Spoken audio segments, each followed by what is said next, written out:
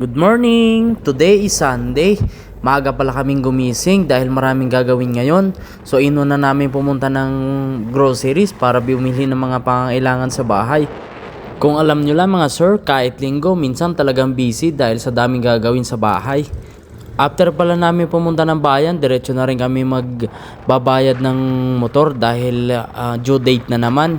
Bukod pa doon, magpapagupit na rin dahil bawal kasi sa trabaho ang sobrang mahaba ang buhok kasi minsan nagmumukhang parang adik yung pagmumukha natin. At nandito na nga kami at itong isa hindi rin nagpaiwan at sobrang kulit. Minsan napapagalitan ko talaga itong natataasan ng boses dahil walang preno kung gumalaw, sobrang likot. At dito nga medyo kinabahan talaga ako sa escalator dahil baliktad kasi ang pagkalagay nila. Ang paakyat ay yung nasa kaliwa at naman yung pababa ay nasa kanan. At pagdating pala sa mga pangailangan sa bahay katulad ng groceries, ang binibili namin is good for 1 week na. Kasi nga naman tuwing Sabado or Linggo lang ako nagkakaroon ng day off. Sa ganitong paraan kasi medyo nakakatipid kami kumpara sa bili ng bili dun sa tindahan malapit sa bahay namin. Same din pagdating sa mga gulay, namimili rin kami good for 1 week na rin, minsan lumalampas pa. Sa ganung paraan talaga namang nakakatipid kami at dahil sa ganitong paraan nababudget ng maayos ang perang pang-allowance sa bahay. Bukod pa dyan, lahat talaga mabibili mo mga pangailangang importante sa bahay lalong-lalo na kung maglalagay ka ng listahan.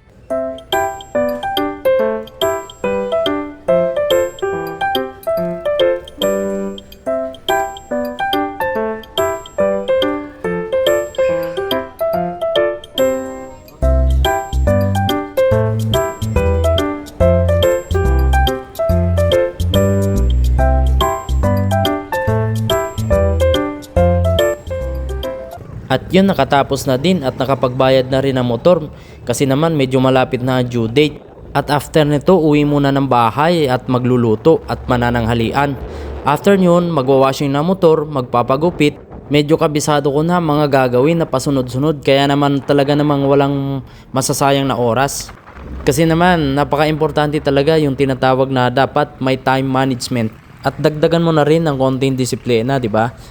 So, dito na lang mga sir. Thank you. See you next video.